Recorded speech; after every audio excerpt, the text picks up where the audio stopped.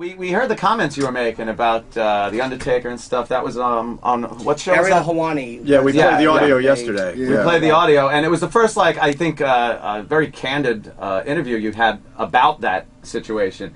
You have anything to add to that? Like, why that happened? No. And a lot of people, are you willing to deny that this isn't some kind of work for WrestleMania? Because a lot of people are bringing that up on websites. Why would I want to promote a show that I'm not even on? You know? Well, that's just it. Are you? See, that's what they say, though. Well, they're like, oh, well, you know. From here, I'm actually going to Atlanta.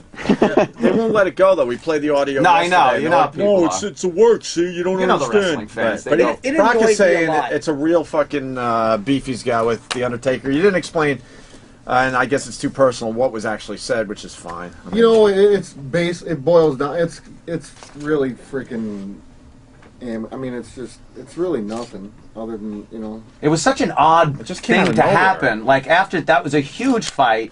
I mean, obviously, you were not happy with the results. No. You walked out of there, and then to have something like that happen was kind of like, what the fuck am I looking at here? Yeah, it was just a weird... It was a weird deal. I mean, it was. I got out of the octagon. I didn't know where I was. Kind of, you know, I knew where I was, but I mean, it was like, and I'm walking out, and I had heard that he might be there, and you know, so I wasn't, you know, it was just one of those weird.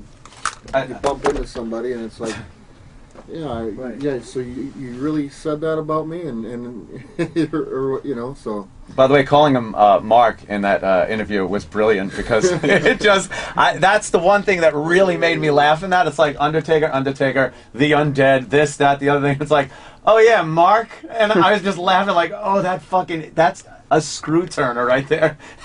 Mark. I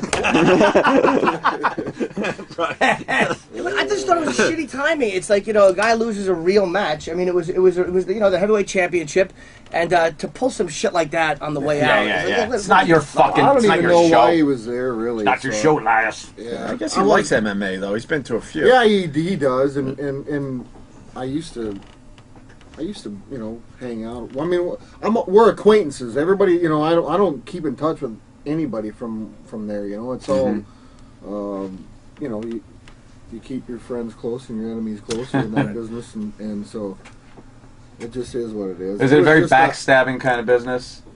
I think I still got some knives in my Well, there has to be a certain amount, and you brought it up, a certain amount of jealousy as far as the fact that, look, you're in MMA. You're very popular. I mean, you're one of the faces of MMA. And a lot of those guys could never do what you do. Yet, at the drop of a hat, you could always just go back and do what they do.